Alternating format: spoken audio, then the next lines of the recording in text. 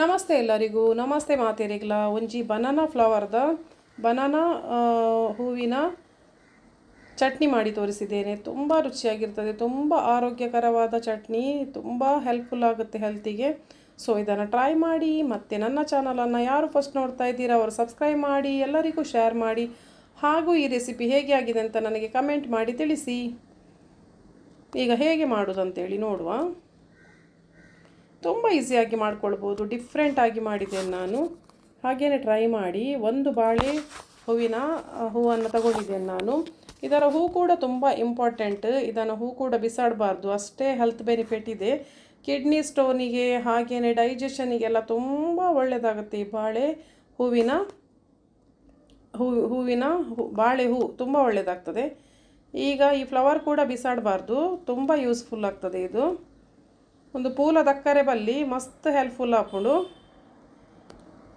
Cut ಮಾಡಬೇಕು. ಮೇಲೆ ಇರುವಂತಹ ಲೇಯರನ್ನು ತೆಗೆದು ಡೀಪಾಗಿ ಕಟ್ ಮಾಡಬೇಕು. ಕಟ್ ಮಾಡಿದ ಮೇಲೆ ಡೈರೆಕ್ಟಾಗಿ ಇದನ್ನು ಫ್ರೈ ಮಾಡಬೇಕು. ಬೇಯಿಸ್ಲೂಬಹುದು ಅಥವಾ ಫ್ರೈ ಕೂಡ ಮಾಡ್ಬೋದು. ಒಂದು ಕಟ್ ಮಲ್ತಾ ನಿಗುಲು ಬೇಯ್ಪದ್ಲ ಮಲ್ಪೋಲಿ, ಇಜೆಂಡ ಫ್ರೈ ಮಲ್ತಲ ಮಲ್ಪೋಲಿ.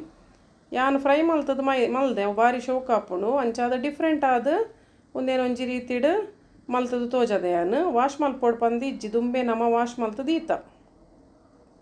ಇದನ್ನು ವಾಶ್ ಮಾಡಬೇಕಾಗಿಲ್ಲ.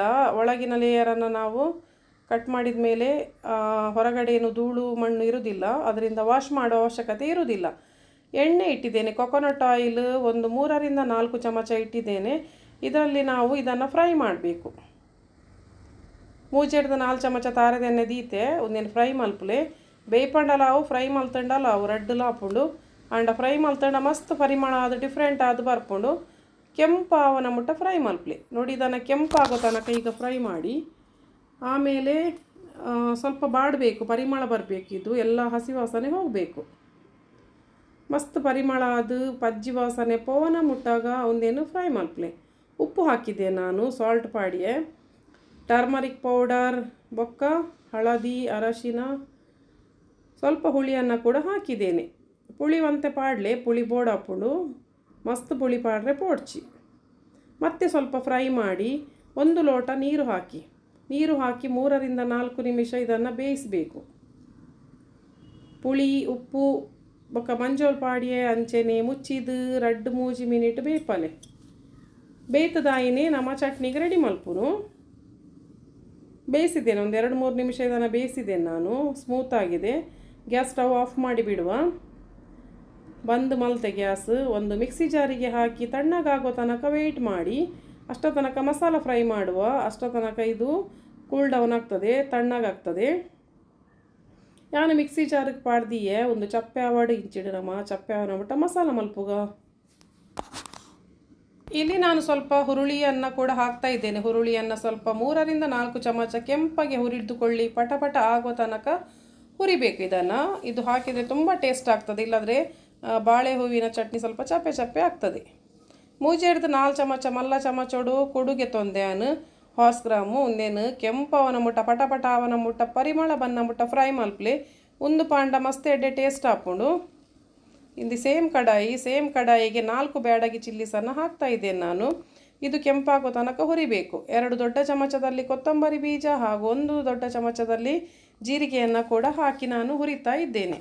ಮಸಾಲೆಗೆ ಇಷ್ಟೇ ಸಾಕಾಗ್ತದೆ, ಜಾಸ್ತಿ ಸಾಮಗ್ರಿ ಬೇಡ. ಇದನ್ನು ಹುರಿದು ಸ್ವಲ್ಪ ತೆಂಗಿನಕಾಯನ್ನು ಹಾಕಿ ಎಲ್ಲ ಮಿಶ್ರಣವನ್ನು ಒಟ್ಟಿಗೆ ಹಾಕಿ ಮತ್ತೆ ಚಟ್ನಿಯನ್ನು ರುಬ್ಬೋದು. ಬ್ಯಾಡಗಿ ಚಿಲ್ಲಿ ಚಿಂಡ ಕಾಶ್ಮೀರಿ ರೆಡಿ ಚಿಲ್ಲೀಸ್ 3 ರಿಂದ 4 ನಿಗಲೆ ಖಾರ ಜಾಸ್ತಿ ಬೋಡಂಡ ಖಾರ ಪಾಡಲಿ. 4 ರಿಂದ 5 ಬೆಳ್ಳುಳ್ಳಿ ಹೆಸಳನ್ನು ಹಾಕಿದ್ದೇನೆ. 5 ರಿಂದ 6 ಚಮಚ ದೊಡ್ಡ ಚಮಚದಲ್ಲಿ ತೆಂಗಿನಕಾಯಿಯನ್ನು ಕೂಡ ಹಾಕಿದ್ದೇನೆ. ಒಣ ಕೊಬ್ಬರಿಯನ್ನು ಕೂಡ ಹಾಕ್ಬೋದು. ಇದನ್ನು ಹಾಕಿ ನೀವು 2 ನಿಮಿಷ ಫ್ರೈ ಮಾಡಿದರೆ ಸಾಕು. ಆಮೇಲೆ ಗ್ಯಾಸ್ ಸ್ಟವನ್ನು ಆಫ್ ಮಾಡಿ. 4 ಬ್ಯಾಡಗಿ ಚಿಲ್ಲೀಸ್, 2 ಮಲ್ಲ ಚಮಚೋಡು ಕೊತ್ತಂಬರಿ, 1 ಮಲ್ಲ ಚಮಚೋಡು ಜೀರಿಗೆ, ಬೊಕ್ಕ 5 ರಿಂದ 6 ಚಮಚ ತಾರೈ ಮಲ್ಲ ಚಮಚೋಡು, ಅರ್ಧ ಗಡಿಟ ಅರ್ಧ ಚೂರು ಫ್ರೈ ಮಲ್ತಂಡೆ ಯಾವ ಹಾರ್ಸ್ ಗ್ರಾಮ್ ಕೂಡ ಇದಕ್ಕೆ ಹಾಕ್ತಾ ಇದ್ದೇನೆ. ಗ್ಯಾಸ್ ಸ್ಟವ್ ಆಲ್ರೆಡಿ ಆಫ್ ಆಗಿದೆ.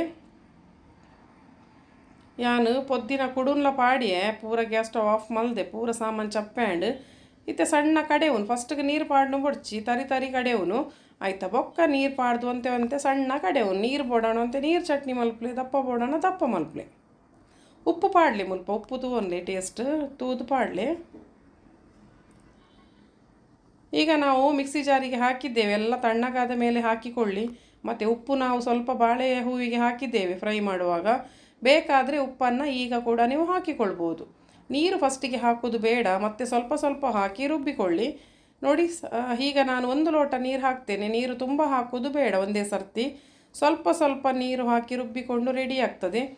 ಇಲ್ಲಿ ನಾನು ಚಟ್ನಿಗೆ ಒಗ್ಗರಣೆ ಮಾಡಲಿಲ್ಲ. ಇದು ತುಂಬ ಹೆಲ್ದಿ ಚಟ್ನಿ. ತುಂಬ ಎಣ್ಣೆ ಒಗ್ಗರಣೆ ಎಲ್ಲ ಕೊಟ್ಟು ಚಟ್ನಿ ಮಾಡೋದಕ್ಕಿಂತ ಹೀಗೇ ಮಾಡಿ ತಿನ್ನೋದು ತುಂಬ ಒಳ್ಳೆಯದಾಗ್ತದೆ. ಒಂತೆ ನೀರು ಪಾಡ್ದ ಕಡೆಯಲ್ಲಿ ಬೊಕ್ಕ ಕುಡುಲ ಪಾಡ್ದೆ ಇಜಿಂಡ ಚಪ್ಪೆ ಚಪ್ಪೆ ಹಾಕ್ಕೊಂಡು ಅವು ಕುಡು ಇಜಿಂಡ ಒಂದು ಉರ್ದಬೇಳೆ ಪದಿಂಗಿದ ಓಲ ಪಾಡೋಲಿ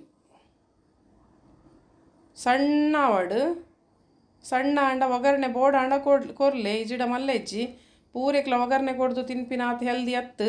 ಒಗ್ಗರಣೆ ಕೊರಂದೆ ತಿನ್ಪಿನೇ ಹೆಲ್ದಿ ಪನ ಟೇಸ್ಟಿ ಮಲ್ಪೋಡು ಫುಡ್ಡು. ವಿದೌಟ್ ಒಗ್ಗರಣೆ ಎಲ್ಲ ತಿಂಡ್ರೆ ಅಪ್ಪು ಒಂತೆ ನೀರ್ಲ ಮಲ್ಪೊಲಿ. ನಾನು ಗಟ್ಟಿ ಚಟ್ನಿ ಮಲ್ದೆ,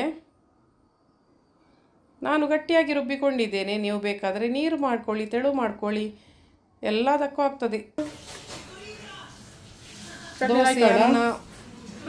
ಚಟ್ನಿ ಲೈಕಂಡ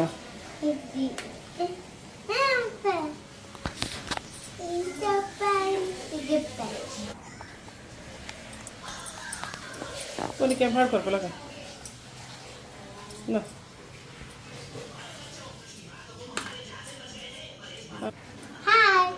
ಗಂಜೋಳ ಸ್ವಲ್ಪರ ಹಾಂ ಪೊಲಿ.